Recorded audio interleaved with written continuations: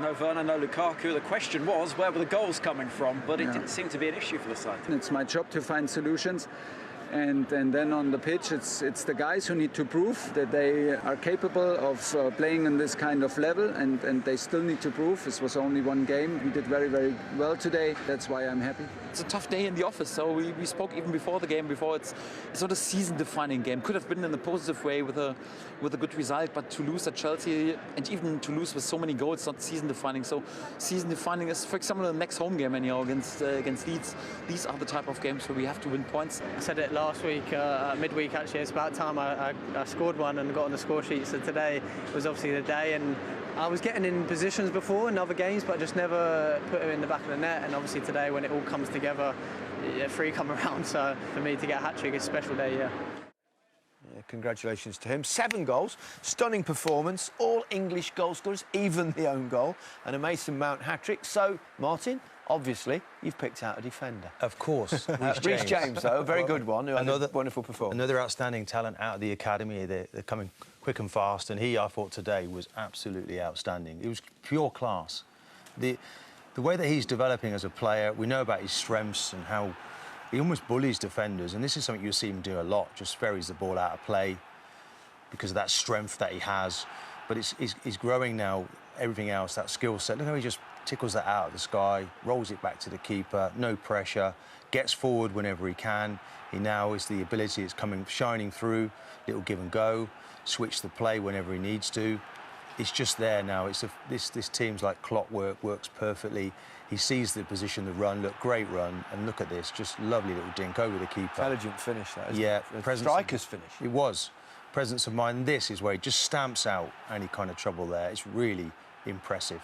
Then he picks out his pass. He always ends up with a good result at the end of it, and he just gets better and better. He goes into midfield.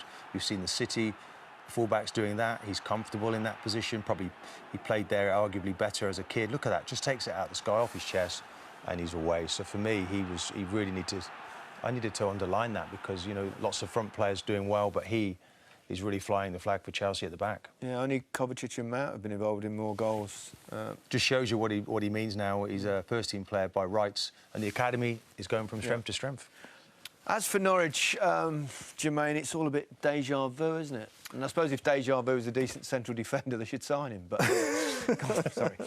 I don't think he'd have helped them today, to be honest with you. You know what, they were shocking, I have to say. I think you've got to say it is sometimes. They were poor, they were unorganised. The biggest criticism I can give them, there was no fight. There was no kind of will to work.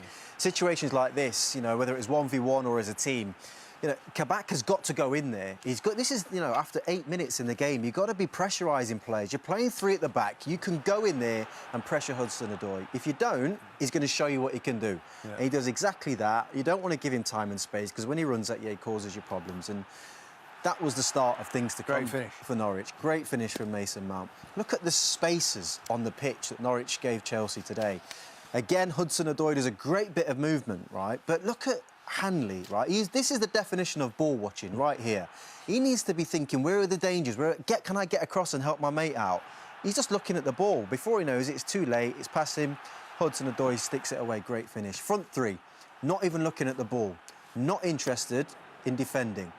Massive space for Jorginho and the best midfielders in the world to just get in there and dictate a game. 1 pass, 2 passes, and Hudson-Odoi is now running at Kabak again, causing him havoc. And that was nearly a carbon copy of the first goal. 3 passes, they're in your box.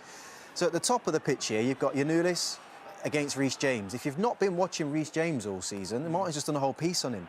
You've got to know these things are coming. You've got a 7-yard head start on one of the best right-backs in the business, and you're allowing him to get ahead of you. Those are the 1v1 battles that just we're not winning. And when I spoke about kind of the fight and the determination, these are... You've got to call out individuals sometimes. Space. Yeah, Sargent... look at that space again in the midfield, but Sargent has got to get back. He's got to get back and help out his teammate. These are European champions that they were up against today. And no one's saying you need to go there and win a game of football, but they gave a terrible account of themselves, I thought, as a team today. Fair enough.